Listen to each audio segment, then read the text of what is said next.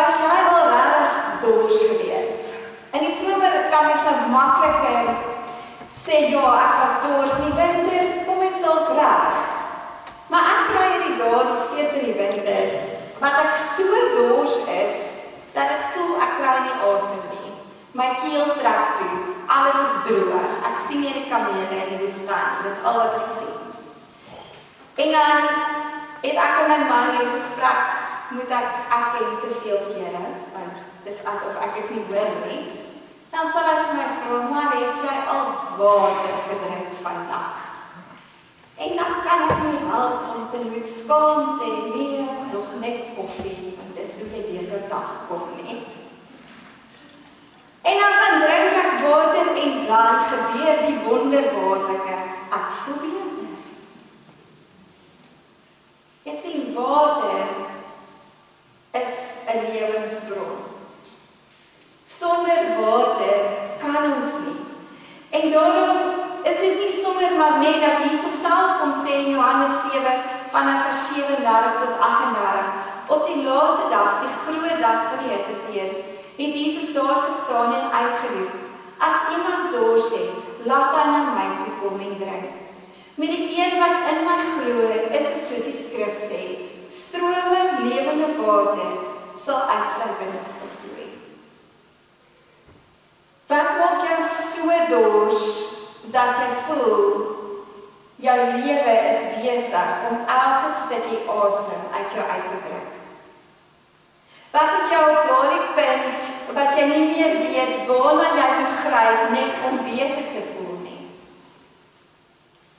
In Matteus 11 staan dit alreeds dat die koninkryk van God is onder 'n aanval, maar die koninkryk bly deurbreek. Huwelike is onder 'n aanval. Verhoudings is onder 'n aanval. Finansies is onder 'n aanval. Dit voels gesondheid. En ons voel hoe ons dors raak en ons weet nie meer waar is die antwoord nie. En dan kom Jesus en dan gee hy die skrif, maar strome lewende water sal uit jou binneste vloei. Jy sien hierdie gedeelte het ek hulle gesê na die Loofhuttefees. As 'n herinnering daarvan dat na 40 jaar het die Here hulle verlos uit die woestyn. Hy is die een wat die verlossing bring. Hy is die een wat deurbreek. En hy kom hy bevestig dit uit sy eie mond met sy eie woorde. Ek wil julle herinner aan daardie tyd toe die Here vir sy volk deurgekom het. Dis 'n getuienis van wat God kom doen het. En wat beteken getuienis? Dit beteken God kan dit weer doen. God kan dit weer doen. Hy is dieselfde God wat eens op 'n tyd 'n volk uit 'n plek van slawerny bevry. Hierdie selfde God kan jou uit jou hongersnood bevry. Water in die Ou Testament sien ons dikwels as 'n teken van God wat deurgebreek het. Hy het vir water uit 'n klip uitgegee. Daar het riviere in die woestyn ontstaan. Water keer op keer die teken daarvan dat God bring redding. Dat God sien jou diepste nood en hy sal daarin voorsien. Wat is daardie diepste nood van jou op die oomblik? Want jy sien selfs al kom bevestig God dat hy self die bron van lewende water is. Staan daar tog en die mense het gekom en hulle het vir hulle waterbakke uit klip gekap, waterbakke wat gebars is en nie water hou nie. Hoeveel keer bevind ons onsself nie in daardie posisie waar ons vinnig gehou ons eie plan bedink.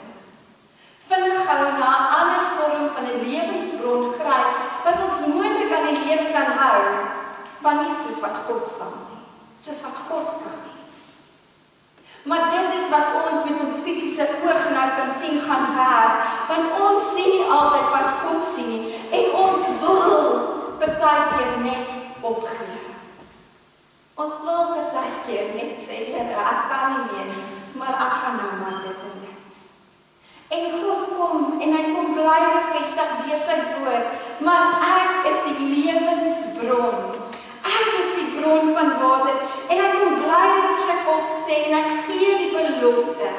Ek sal reinigingswater oor julle uitgooi sodat julle rein kan word.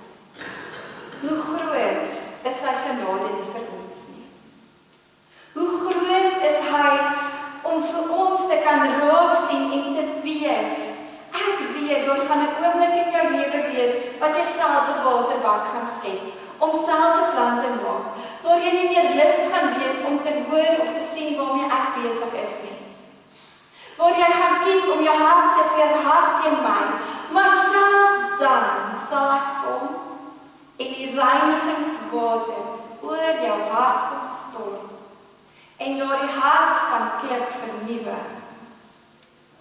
Daardie hart sal sag word, want net God kan doen wat God doen. En daarom kom hy en hy besef, maar ons as mens gaan onsself bly kry by hierdie punt waar ons waterbakke skep. Waar ons maar eerder gaan kies om staat te maak op ons eie hulp, ons eie bronne. En daarom moes hy Jesus Christus stuur. Die fontein van lewe. God wat mens kom word het, sodat ek en jy kan weet, hierdie is 'n God wat alles sal doen vir my en jou. Hy sal die pad stap, die moeilikste pad ooit. Hy sal aan 'n kruis sterf en hy sal opstaan. En die oomblik toe hy opstaan, kom vervul hy die belofte en skielik was daar 'n geluid aan die hemel soos van 'n geweldige stormwind. En almal is met die Heilige Gees vervul. Die lewende water kom beweeg nou deur jou. Dis in jou, aan die werk.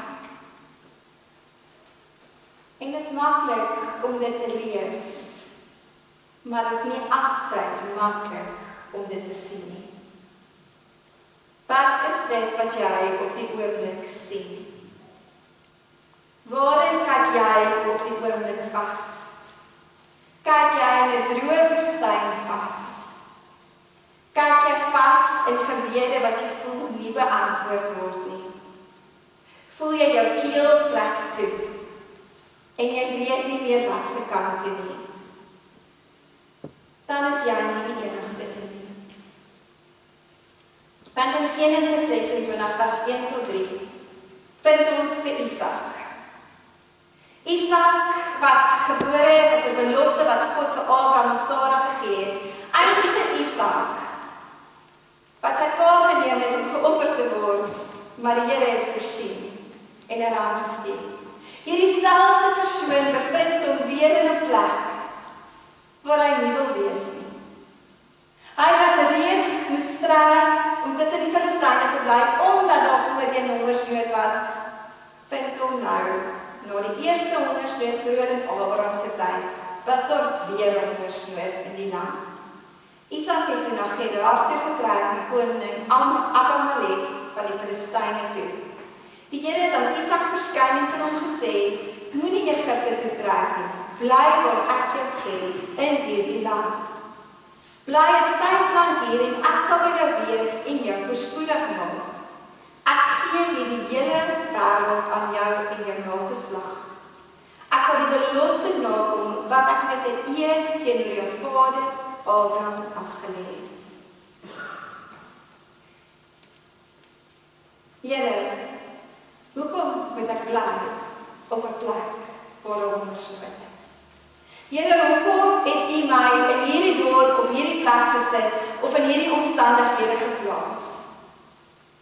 Vra wat Isak kon vra, Here, maar daar is vleis in Egipte. Nou wil U hê ek moet hier bly. Hoekom moet ek hier bly? Hoekom is ek en jy vandag steeds hier? Hoekom sit ons hier? Hoekom beweeg ons waar ons moet beweeg? Hoekom bly ons waar ons bly?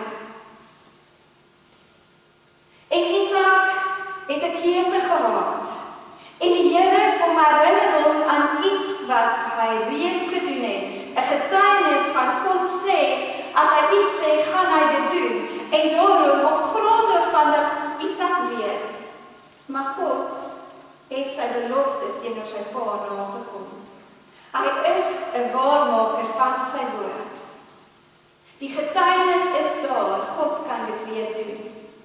Kies hy om gehoorsaam te wees en op 'n plek te bly waar hy alle reg het om te vra, Here, hoekom moet ek hier bly? Hoekom is ek hier? En dan kom gee die Here die belofte. En dis waarin hy moet vashou. En ek sal jou voorspoedig maak in hierdie land. Dis 'n eed wat ek aflê. Dis iets wat geen mens kan breek nie. Wanneer God gesê het hy gaan iets doen, gaan hy dit doen. En omdat Isak kan vashou aan die woord van God, kan hy sterk en moedig bly in 'n plek wat almal hom kan vra, maar wat doen jy hier? Hoekom bly jy? En sy eenvoudige antwoord van God sê, hy kan en hy gaan my voorspoedig maak in hierdie plek. Wat het hy gedoen? Genesis 26 vers 12. Isak het in daardie gebied gesaai en daardie jaar het die saad 100voudig geskied. Die Here het hom voorspoedig gemaak. So Isak het nie passief gesit nie, hy het geweet die Here het hom iets in sy hand gesit, saad wat hy moet saai op grond waar almal opgegee het. Op 'n gebied waar almal gesê het, wat help dit tog jy doen nog iets hier? Wat help dit nog jy bid vir die persoon? Wat help dit nog jy maak die dorp skoon? Wat help dit nog dat jy uitreik na die en die? Of dat jy vroeg genoeg by die kerk opdaag om die koppies uit te pak? Wat help dit nog? Jy is geroep met 'n doel. Met saad in jou hand wat die Here net vir jou gegee het. As jy die een is wat weet, ek kan bid vir mense, is dit nou tyd om aan te hou bid. As jy 'n passie daarvoor het om op te staan en te gaan luister na iemand se verhaal wat net 'n oomblik van jou tyd nodig het, is dit die saad wat die Here in jou hart gesit het. En hy vra dat jy sal gaan saai op droë grond. Gaan saai waar jy dink, Here, maar hier kan niks meer verander nie. Want vir God is niks onmoontlik nie. En wat gebeur? Daar kom 'n oes soos nog nooit tevore nie, want hy die saad wat in sy hand was, geneem en gesaai. Sy geestelike saad in daardie oomblik was gehoorsaamheid. Gehoorsaamheid aan die woord van God om hier te bly op 'n plek waar almal van vlug. Ek gaan saai want God het gesê hy sal dit groei. Hoe lyk jou geestelike opdrag? Wat is die saad wat jy saai? Of het jy begin wegkruip en opgee? En die saad wat God in jou hand gesit het deur sy gees gaan waarde, want daar's genoeg ander mense wat dit doen. En hierdie dorp is daar die geestelike saad al gesaai. En ons het die voorreg om vandag onder die skaduwee van gelowiges se gebed te kan sit. Ons sit in 'n kerkgebou wat voorheen nie eers hier was nie. Omdat mense bereid was om te saai. Wat gaan jy saai in hierdie dorp? Wat gaan jy saai in jou gemeenskap of in jou werksposisie in? Waar gaan jy kies om te sê, Here, vir ander mense lyk dit, hoekom doen jy dit? Maar ek weet, U sê, U gaan hierdie gebied voorspoedig maak. U gaan 'n oes vorm soos nog nooit tevore. U gaan 'n lewe uitbreek waar vir soveel mense al lank voorbid. Jy moet kies om op te staan en die woord van God wat hy in jou hart geplant het, te gaan deel, te gaan leef. gaan maak daardie verskil. Maar dit is moeilik wanneer jy kan sê dat die volgende ook met jou gebeur. Toe het die Filistyne uit afguns al die putte wat die slawe van sy pa Abraham nog in die tyd gegrawe het, toegegooi en opgevul. Jy sien, in elkeen van ons is die lewensbron, is die strome van lewende water wat moet uitkom en uitvloei en 'n verskil maak. Maar iewers langs die pad gebeur die lewe en mense kom en gooi toe dit wat eens vir ons 'n passie was. Daar kom 'n Filistyn wat sê hierdie gaan nie vir my werk nie.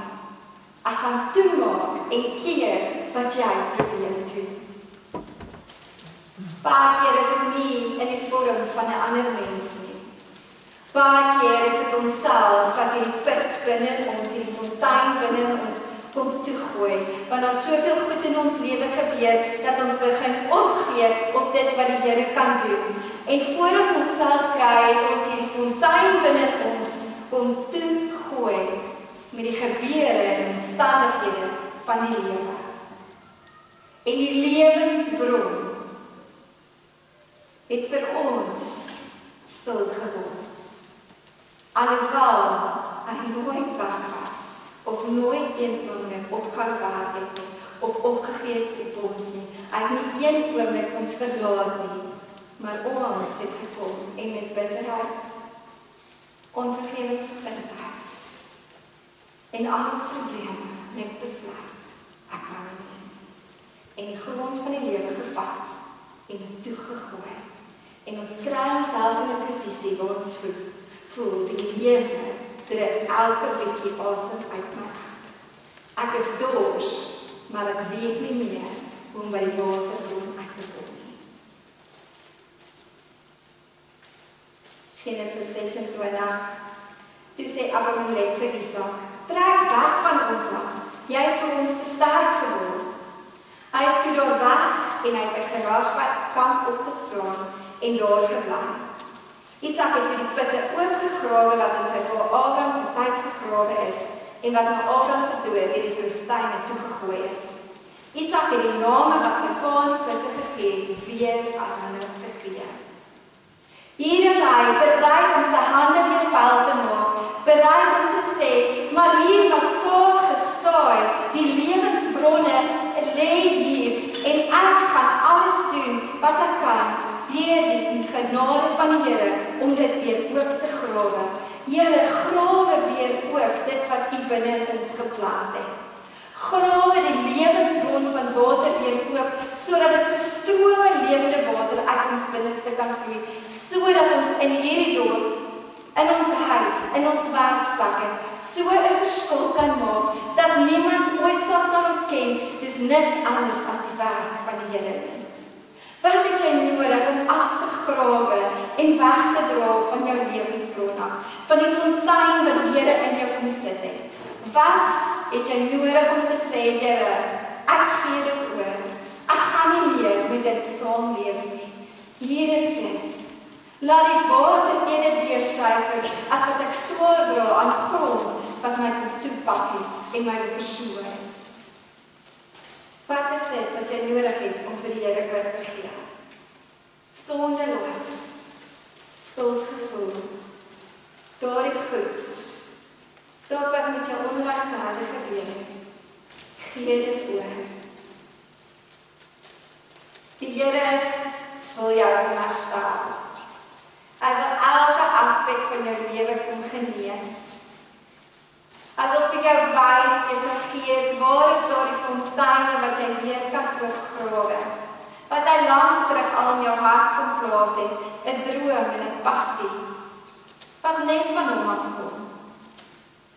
En as jy homself toelaat en sê, Here Jesus, hier is my lewe, werk deur my, vloei deur my, sal hy kom en jou begin wys en vir jou openbaar, maar grawe hierdie af, kap hierdie los, kom vry van hierdie, van vir jou is daar ook 'n belofte.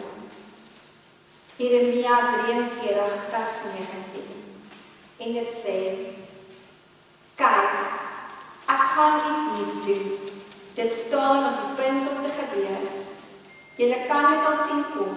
Ek maak in die woestyn 'n pad. Ek laat in die droë wêreld riviere ontspring. Isak het so sterk geraak vir die Filistyne dat hulle eers uit jaloesie uitprobeer het om hom te verdryf. Maar uiteindelik het hulle na hom toe gekom en gevra, kan ons 'n vredeverdrag sluit? Dis iets wat net die Here kan doen. Isak het soveel putte oopgegrawe, soveel fonteine oopgegrawe. Hy het selfs die een klagte genoem, want die mense het so gekla. Jy kan elke klagte van jou voor die Here gaan sit, want hy wil vir jou herstel en hy wil jou voorspoedig maak in die plek waar hy jou nou geplaas het. Want hy beloof met 'n eed, ek gaan iets nuuts doen. Iets wat net hy kan doen. Nie ons eie waterbakke wat ons skep nie, maar iets wat net hy kan doen. Kom ons sluit ons oë.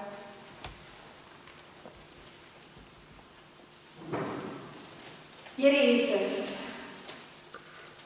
daar waar die lewe al soveel keer wil probeer het om iemand wat versit, sy lewensbron van hulle afweg te neem.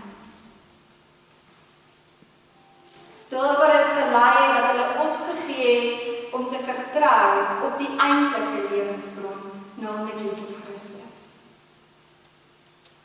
Here, wil ek vanoggend bid dat die Heilige Gees sal kom en vir ons sal kom openbaar daar waar ons die graaf self opgetel het en sand begin opgooi op ons fontein. Here, help ons om los te kom van dit.